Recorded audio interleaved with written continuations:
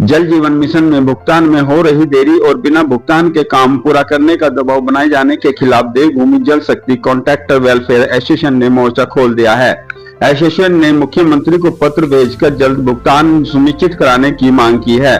वहीं एसोसिएशन के अध्यक्ष अमित अग्रवाल ने कहा कि जल जीवन मिशन के काम में ठेकेदारों का करीब 2000 करोड़ का भुगतान किया जाना बाकी है। बिना बजट भुगतान के ही ठेकेदारों ने प्रधानमंत्री नरेंद्र मोदी के ड्रीम प्रोजेक्ट और सामाजिक कार्य के लिहाज से 80 से 90-95% का काम पूरा कर दिए हैं। इसके बाद भी समय पर भुगतान नहीं किया जा रहा।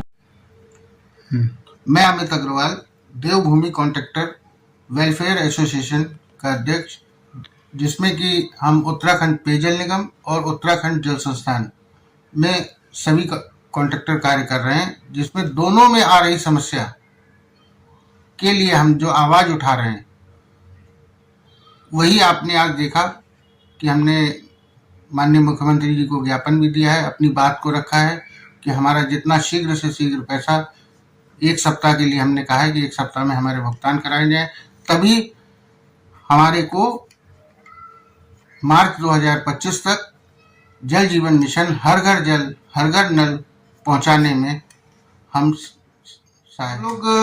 जल जीवन मिशन कार्यक्रम के अंतर्गत, जो जैसा कि आपको विदित है, माननीय प्रधानमंत्री जी की एक बहुत उज्जवल योजना, जिस पर कार्य हम लोग कर रहे हैं, लेकिन काफ़ी समय से इसमें पैसा ना आने के कारण और अधिकारियों द्वारा बार बार यही अवगत कराया जा रहा है कि बस आप काम कीजिए, इस वीक पैसा आ जाएगा। ये सुनते सुनते कई माह बीतने के बाद हम लोगों को, जब सभी ठेकेदार लेबर का, मशीनरी का, किसी का भुगतान न कर पा रहे थे, तब उन्होंने एक फैसला लिया कि हमने इस बारे में पैसा न आने के लिए माननीय मुख्यमंत्री जी को अपना एक ज्ञापन दिया है कि 1 सप्ताह में हम लोगों का भुगतान कराया जाए, जिससे कि ये इतनी उज्जवल योजना मार्च 2025 में जो पूर्ण की जानी है, वो समय से पूर्ण की जा सके।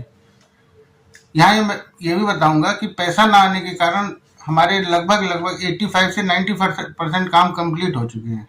केवल टेस्टिंग और रोड डी स्टेटमेंट के काम बकाया हैं, जिससे कि क्षेत्रीय जनता में सरकार के खिलाफ, ठेकेदार के खिलाफ बहुत रोष है कि हमारी सड़कें खोद के डाल दी हैं, बनाई नहीं जा पा रही हैं। तो इसलिए मेरा और उसका सारा जो भी जनता का रोष है, वो ठेकेदारों को ही झेलना पड़ता है।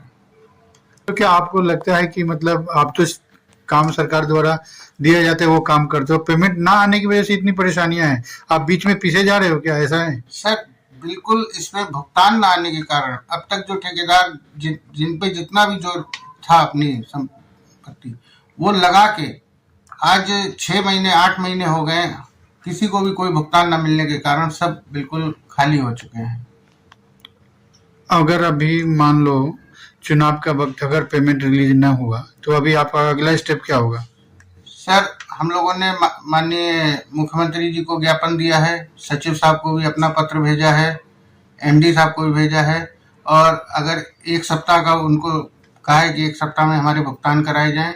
अगर 1 सप्ताह में भुगतान नहीं हो पाते हैं तो हम 5 या 6 तारीख में सचिव साहब से मिलेंगे और काम बंद करने की स्थिति में आना पड़ेगा हमको।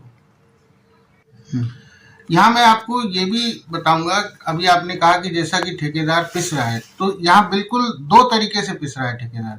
एक तो जो ठेकेदार ने कार्यस्थल पर, धरातल पर काम कर दिए हैं, उसके अधिकारियों ने अभी तक कोई मेजरमेंट नहीं किए हैं, एक्स्ट्रा आइटम वेरिएशन नहीं बनाए गए हैं, न बना के ऊपर भेजे गए हैं। तो ऐसे में कॉन्ट्रैक्टर ये भी नहीं कह पा रहा कि मेरा इतना पैसा बकाया है। तो मेरा सभी अधिकारियों से, सरकार से निवेदन है कि हमारे जो भी एक्स्ट्रा आइटम वेरिएशन अप्रूव्ड होने हैं, वो अप्रूव हों, और अधिकारियों द्वारा हमारे जो भी मेजरमेंट हैं, जो धरातल पे काम हो चुका है, उसकी मापें की जाएं। मापें हो जाएंगी तो मान लीजिए पैसा आता है, तो पैसा आने के बाद अभी तक जब मापें नहीं हुई है तो भुगतान कैसे होंगे? तो भुगतान के लिए मापें होना अति आवश्यक है, और अधिकारियों का कहना पैसा नहीं है इसलिए कर लेंगे मापें। इसको सुनते सुनते काफी समय बीत चुका है। आज ये नहीं पता कि हमको कितना पैसा लेना है सरकार से।